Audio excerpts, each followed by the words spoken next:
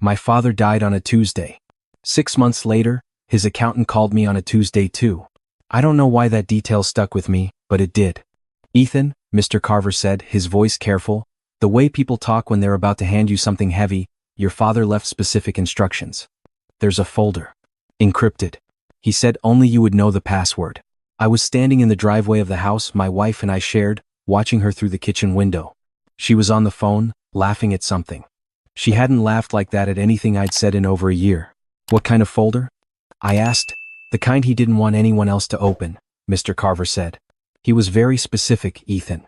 He said, and I'm reading this directly, do not open it with your wife in the house. Do not tell Daniel. Those were his exact words. Daniel.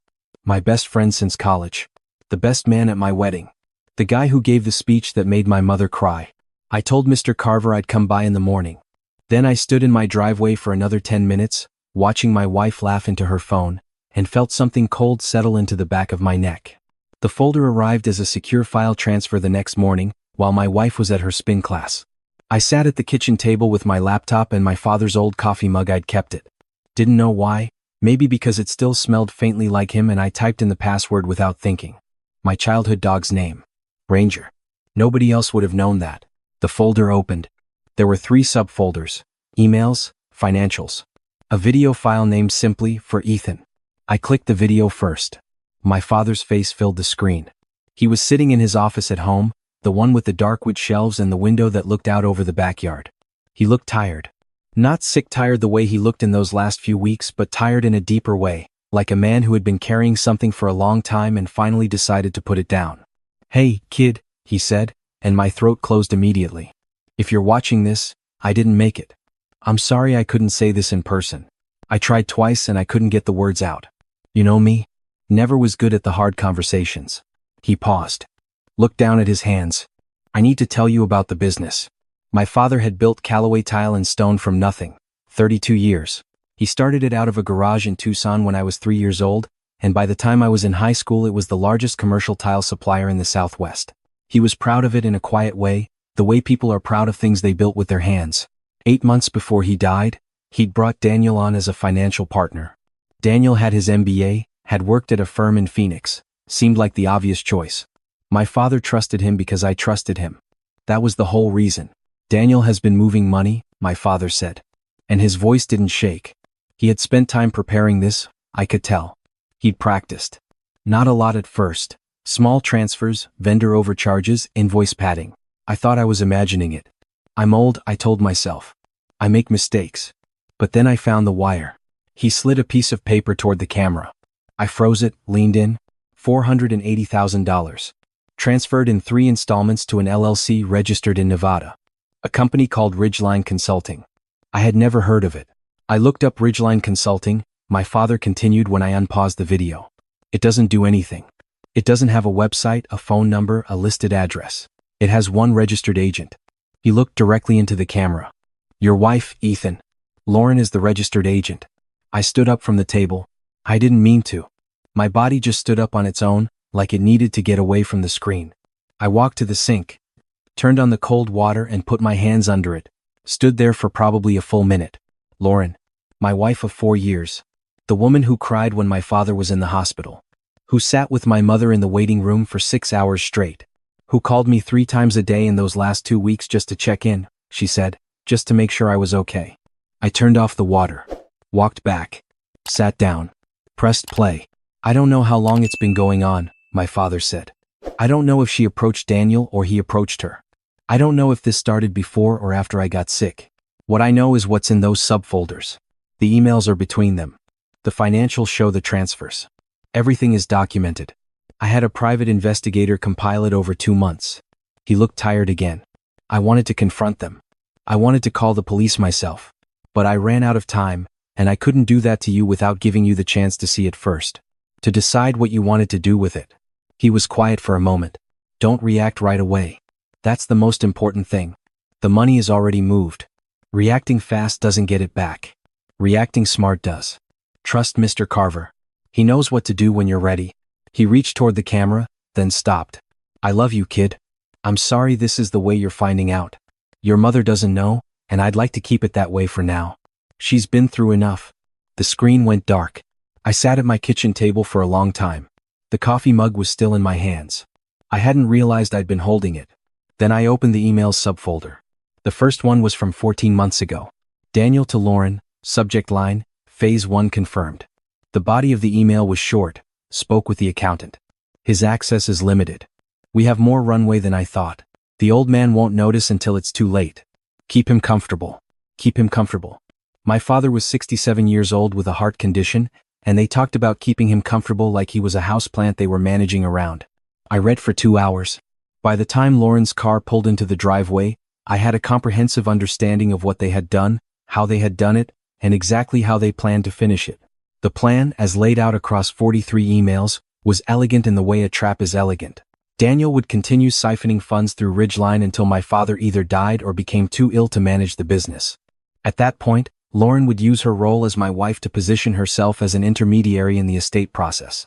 They had even discussed timing a divorce filing, Lauren's filing, against me to happen simultaneously with a claim that I had been negligent in managing my father's affairs.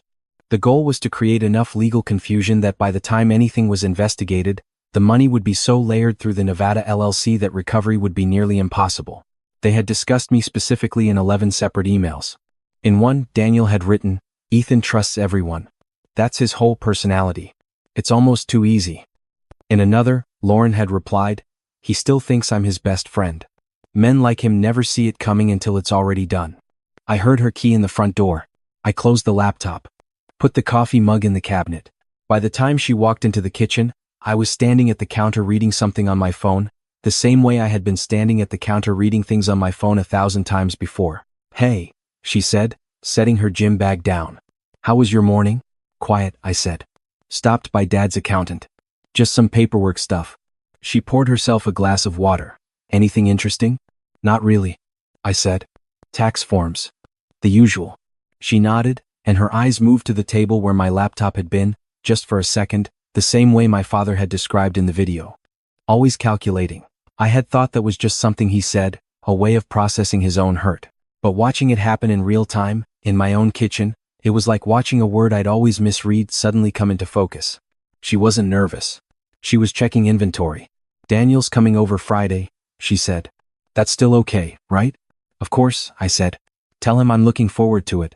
That night, after she was asleep, I called Mr. Carver from my car in the parking lot of a gas station 3 blocks away. I sat in the dark with the engine running and told him I'd seen everything. "Good," he said, and there was a steadiness in his voice that I needed badly right then. "Your father anticipated this. We have a forensic accountant already engaged. We've been waiting on your decision. What are my options? Civil suit for recovery of the funds. Criminal referral for wire fraud. Or both." "Both," I said. "Your father thought you'd say that," Mr. Carver said, and I could hear something in his voice that might have been the closest he was willing to get to proud. "There's one more thing. The Nevada LLC. We've already found 2 additional accounts linked to it that your father didn't know about. Daniel has been doing this before, Ethan. Callaway isn't his first." I pressed my forehead against the steering wheel. "How do we make sure they can't move the money before we file?" "We freeze it," Mr. Carver said. "But we need 48 hours to get the paperwork in order." "Can you hold for 48 hours? I thought about Friday. Daniel coming over. Lauren pouring drinks. Both of them sitting in my living room, smiling at me across my father's memory. "Yes," I said. "I can hold." I did not sleep well. I lay in the dark and listened to Lauren breathe and thought about the email where she'd called it almost too easy, and I counted backward through every significant moment of our marriage, looking for the seams. Our first apartment, the one she'd pushed for even though it was outside our budget. The investment account she'd suggested I open with Daniel 2 years ago, the one I'd never been able to get straightforward statements from. The way she had gently, consistently, for 4 years, steered me away from asking my father too many questions about the business. I had always thought she was just private. Or that she thought I worried too much. The next morning, I drove to the library, which was where I went when I needed to think in a place that had no associations, and I wrote down everything I intended to do in what order. Then I went to a hardware store and bought a small external drive.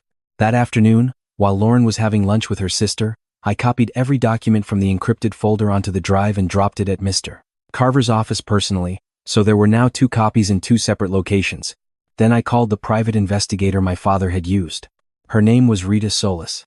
She was direct and not particularly warm, which was exactly what I needed. I told her what I knew and asked her to find anything else. She told me she'd have something within 72 hours and charged me a retainer over the phone. Then I waited. Friday came. Daniel arrived at 7 with a bottle of wine and a smile that had never once, in all the years I'd known him, signaled anything to me. He was good. I had to give him that. He hugged me, the way he always hugged me, with the easy confidence of a man who believed he was still invisible. We ate dinner. We talked about basketball. We talked about a trip to Colorado that we'd supposedly been planning for 2 years and never taken. Lauren laughed at his jokes. I laughed at his jokes. I told myself it was only 48 more hours and refilled everyone's wine. At one point, Daniel asked how I was really doing with everything. With losing my father. He put his hand on my shoulder and looked at me with genuine seeming concern and said, "He was a great man, Ethan. I mean that." I looked at him. I said, He was the most prepared person I've ever known." Something moved in Daniel's eyes. Just for a fraction of a second. Then it was gone and he was nodding, saying, "Absolutely. The man was meticulous." "He really was," I said. The next morning I texted Mr. Carver one word, "Go." By noon, the Nevada LLC accounts were frozen. By 2 o'clock, Daniel had received a registered letter from a fraud attorney. By 4, Lauren's phone had been ringing for an hour with calls she kept taking in the other room, her voice getting progressively less calm each time. At 4:30 she walked into the living room where I was reading and said, "Ethan, something's wrong with one of our accounts. The bank is saying there's a legal hold." I looked up from my book. "Which account?" I asked. She stared at me. "The joint savings. And the business line?" "That's strange," I said. "You should probably call the attorney." "Actually," I set the book down, "maybe you should call Daniel. He handles the financials." Her face did something complicated. "Why would I call Daniel?" "Because Ridgeline Consulting is his company too," I said. "Isn't it?" The silence in the room was total. I could hear the refrigerator running in the kitchen. Lauren's expression went through 4 or 5 different calculations so fast I could almost see them. Confusion. Then the decision to perform confusion, then the realization that performing confusion wasn't going to work, then a pivot toward anger.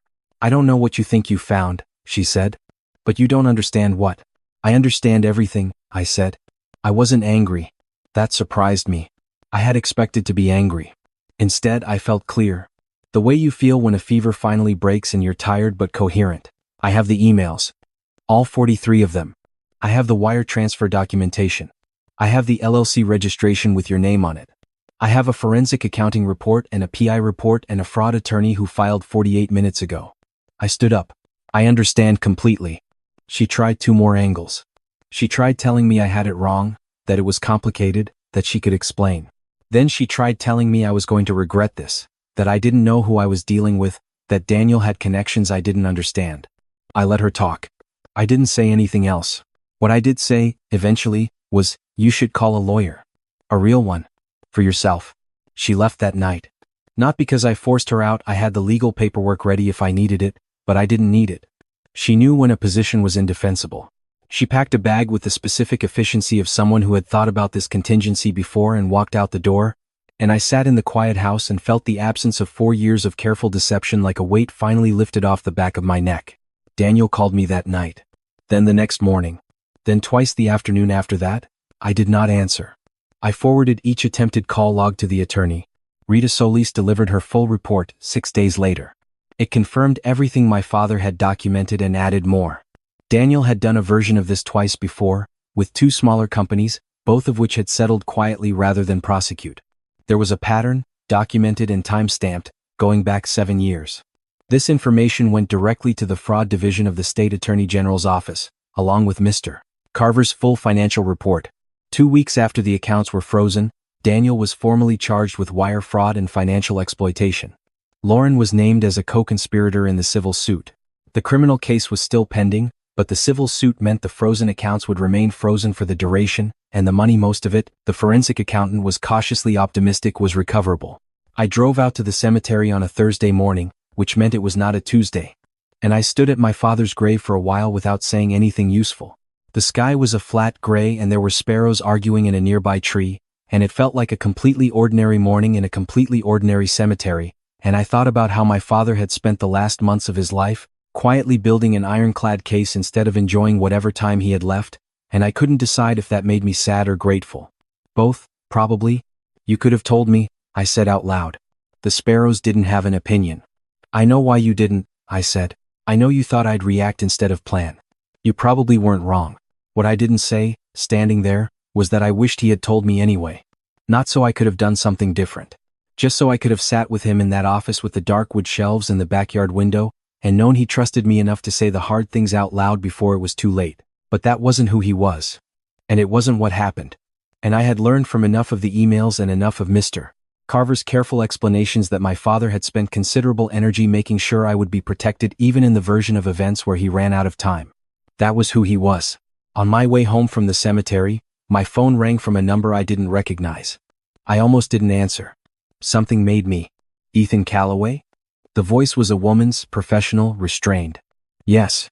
My name is Agent Patricia Dunn. I'm with the Financial Crimes Enforcement Unit out of the Phoenix Field office. I was hoping we could speak at your earliest convenience about your father, about Daniel Marsh, and about 3 other cases that may be connected. I pulled into a parking lot. How many other cases? I asked. 5 that we've currently identified, she said. Your father had been in contact with our office for several months before he passed. He was cooperating voluntarily.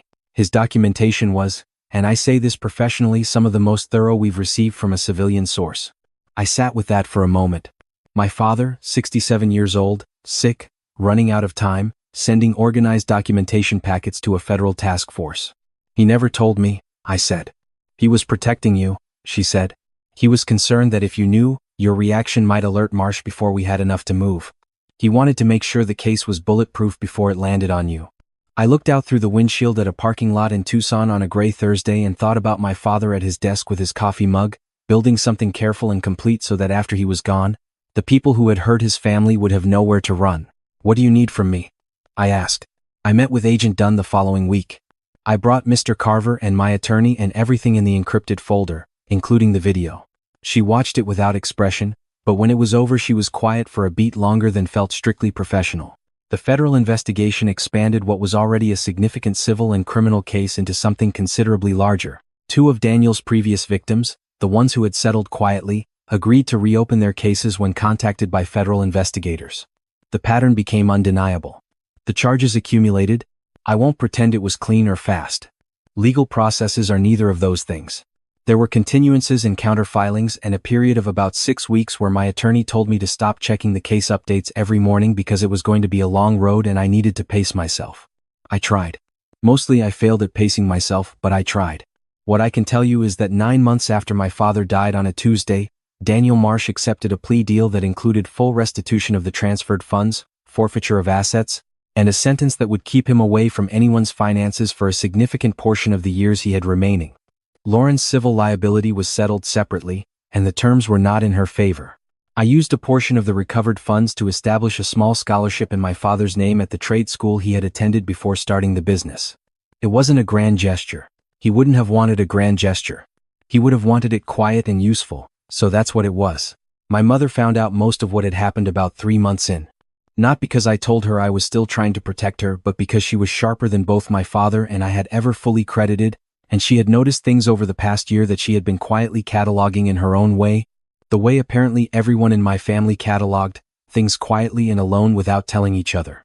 We had a long conversation about that, she and I, sitting in the backyard of her house in the same chairs she and my father had used on Sunday mornings for 30 years. She cried. I did too. It was overdue. One evening in December, about a week before Christmas, I was sitting at my kitchen table, the same one where I had watched my father's video on a quiet morning that felt like it belonged to a different version of my life. The house was quieter than it used to be, not empty. I had gotten used to the quiet, had started to find things in it that I hadn't been able to hear before. I was reading something forgettable when I heard the mail slot in the front door. I wasn't expecting anything. I went to the hallway and picked up a single envelope from the floor. No return address. My name written in handwriting I recognized instantly, because it was the handwriting on every birthday card I had ever received growing up, slightly uneven, always pressing a little too hard on the downstrokes. My father's handwriting. I stood in my hallway for a moment. Then I sat down on the floor, right there in the hallway, and opened it. Inside was a single index card. On it, in the same handwriting, 2 sentences. I knew you'd handle it right. Ranger would be proud. That was it. No explanation of when he'd written it or how it had been sent. Mr. Carver, When I called him the next morning, told me my father had left 3 sealed envelopes with specific delivery instructions, and that he hadn't asked questions, just followed them. That was your father, Mr. Carver said. Thorough to the end. I still have the index card. It's in the kitchen cabinet, behind the coffee mug. I don't look at it every day. But some mornings when the house is quiet and the light is coming in at the right angle, I take it out and read it once, and then I put it back, and I go about my day. Some things don't need more words than that.